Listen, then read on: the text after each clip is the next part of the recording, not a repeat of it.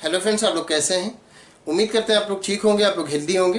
Friends, आज एक question किया गया है प्रोकैरियोटिक सेल के बारे में कि प्रोकैरियोटिक सेल कैसे ड्रॉ किया जाए, उसके कौन कौन से जो मेन ऑर्गन्स होते हैं जिनको ड्रॉ कर दिया जाए तो प्रोकैरियोटिक सेल कंप्लीट हो जाए।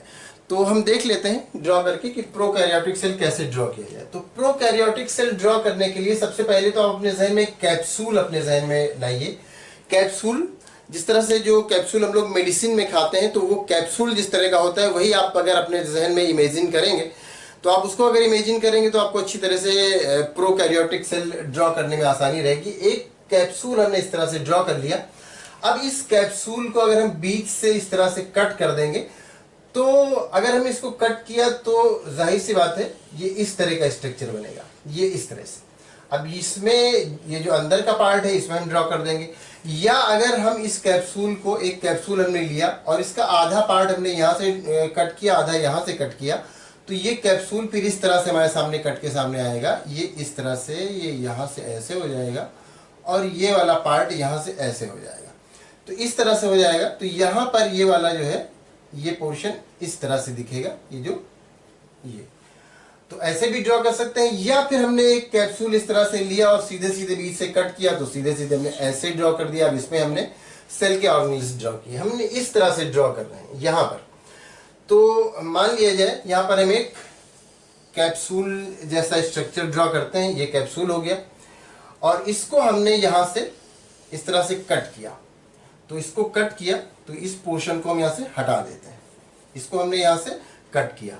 जब हम इसको कट करेंगे तो इस तरह का ये स्ट्रक्चर कुछ बनेगा, ये ऐसे हो जाएगा और ये ऐसे हो जाएगा। अब इस तरह का स्ट्रक्चर बना, ये अंदर का पार्ट दिखने लगा, ये हमने कट करके ऊपर का पार्ट अलग कर दिया। अब इसमें जब हमने इसको कट किया तो सबसे पहले तो इसके अंदर हम फ्लूइड जो होगा उसको ड्रॉ करेंगे, और ये हमने डॉट डॉट के फॉर्म में फ्लूइड को दिखा दिया। ये क्या हो जाएगा, इसके अंदर क्या दिखेगा, इसके अंदर सबसे पहले जो फ्लूइड दिखेगा उसको हम साइटोप्लाज्म कहेंगे। साइटोप्लाज्म, कोई भी सेल होगा उसके अंदर साइटोप्लाज्म होगा ही होगा। जो फ्लूइड, जो लिक्विड भरा होगा उसको हम साइटोप्लाज्म कहते हैं, जो सेल के अंदर का लिक्विड होता है। तो यहां पर हमने इसको साइटोप्लाज्म सबसे पहले राइट कर दिया। अब चूंकि ये प्रोकैरियोटिक सेल है और प्रोकैरियोटिक सेल में कोई न्यूक्लियस नहीं होता, जिस तरह से यूकैरियोटिक सेल में बिल्कुल क्लियर कट न्यूक्लियस होता है और न्यूक्लियस मेम्ब्रेन से कवर्ड होता है, तो प्रोकैरियोटिक सेल में कोई न्यूक्लियस नहीं होता। तो कोई इसमें न्यूक्लियस नहीं होता तो उसकी जगह एक थोड़ा डार्क सा स्ट्रक्चर इस तरह से ड्रॉ कर देंगे ये, और इसको ये हमने ड्रॉ किए ये। तो अब ये जितने पार्ट में है इसको चाहे तो हम ये राइट कर सकते हैं कि इतना पार्ट क्या है, इतना पार्ट, ये जो पार्ट है ये न्यूक्लियोइड रीजन है, ये न्यूक्लियोइड रीजन है। या चाहे तो हम इसको सीधे सीधे सिर्फ न्यूक्लियोइड राइट कर दें, यहां पर न्यूक्लियोइड, ये न्यूक्लियोइड हो गया। ये इसी को हमने, ये जो आप इसमें उलझा हुआ सा पोर्शन देख रहे हैं, ये न्यूक्लियोइड हो गया। मतलब ये कि ये क्रोमोसोम है, ये डीएनए है।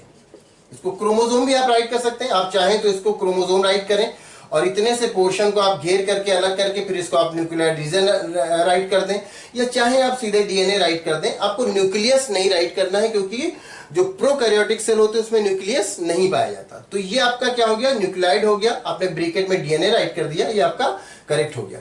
आप इसकी जगह क्रोमोसोम भी राइट कर देते तो भी करेक्ट होता, और आप इसको पूरा अलग करके और आप इसको न्यूक्लियोइड रीजन राइट कर देते कि ये न्यूक्लियोइड रीजन है, ये न्यूक्लियोइड वाला एरिया है, तो भी करेक्ट होता। यहाँ पर हमने न्यूक्लियोइड राइट किया और डीएनए राइट कर दिया, तो ये जो पार्ट है, ये जो आप इसमें उलझा हुआ से देख रहे हैं, ये न्यूक्लियोइड हो गया।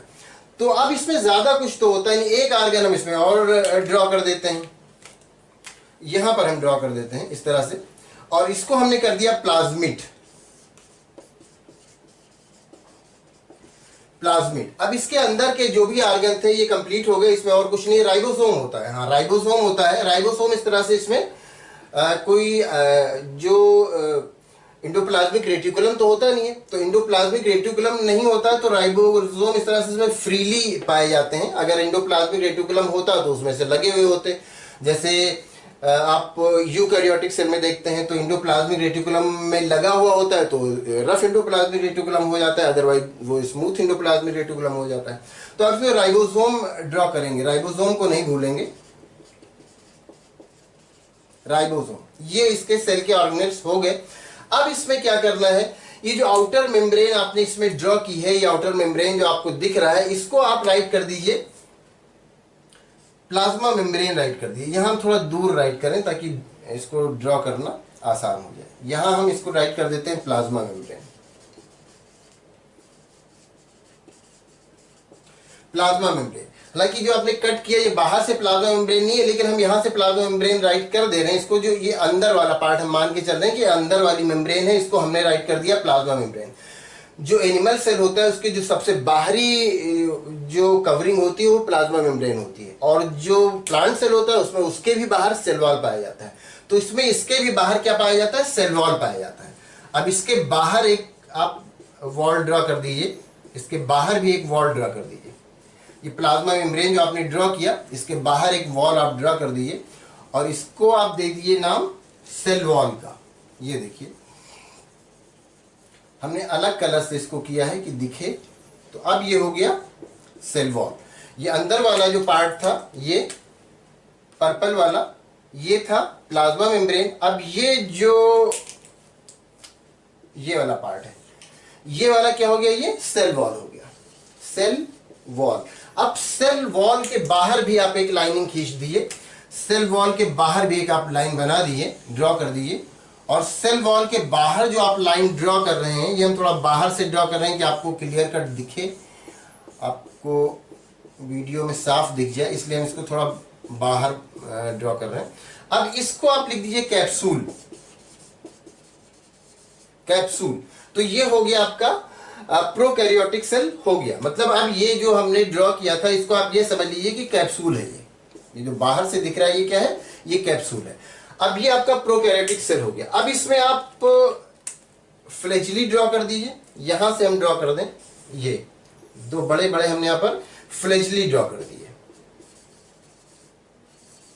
ये हो गया, ये फ्लैजिली हो गया। और इसमें कुछ हेयर लाइक स्ट्रक्चर, आप हेयर लाइक स्ट्रक्चर इस तरह से ड्रॉ कर दीजिए, हेयर लाइक स्ट्रक्चर। इन हेयर लाइक स्ट्रक्चर को कहा जाता है पिलाई कहा जाता है।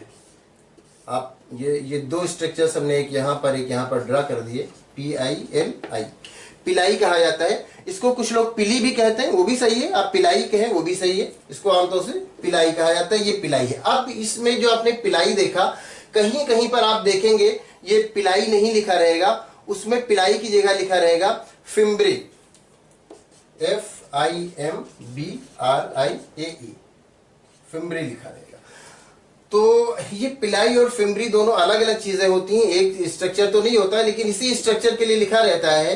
तो आप इसमें पिलाई लिखेंगे तो भी करेक्ट हो जाएगा, फिम्ब्री लिखेंगे तो भी करेक्ट हो जाएगा, लेकिन दोनों में एक्चुअली डिफरेंस ये होता है। जैसे ये है, इसमें जो पिलाई होता है, ये जो इस तरह से हेयर लाइक स्ट्रक्चर होता है, अगर ये इस तरह से, ये जो पिलाई होता है ये एक्चुअली इस तरह से थोड़ा बड़ा होता है इसके कंपैरिजन में। अगर आप ये देखेंगे यहाँ पर हेयर लाइक स्ट्रक्चर जो है, ये एक्चुअली फिम्ब्री होता है। और ये जो बड़ा वाला पोर्शन होता है, जो बड़ा होता है, लेकिन ये फ्लैजिली जितना बड़ा नहीं होता, तो इसको कहा जाता है पिलाई कहा जाता है, इसको पिलाई कहा जाता है। ये पिलीन प्रोटीन का बना हुआ होता है, इसलिए इसको पिलाई कहा जाता है। लेकिन आप जब ये फिगर ड्रॉ करेंगे तो आप इसमें इसको अगर पिलाई राइट कर देते हैं तो ये करेक्ट है, इसमें कुछ ऐसा नहीं है।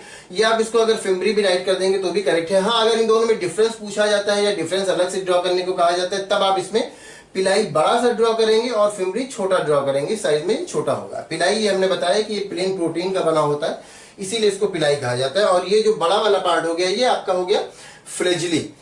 तो बस इसमें इतना ही कुछ था, इसको आप ड्रॉ कर देंगे तो ये आपका एक प्रोकैरियोटिक सेल ठीक से ड्रॉ हो गया। अब इसमें एक तो ये हो गया, आपको ये ध्यान रखना है कि न्यूक्लियोइड ड्रॉ करना है, और इसमें आपको साइटोप्लाज्म, राइबोसोम और आप प्लाज्मिड ड्रॉ कर सकते हैं।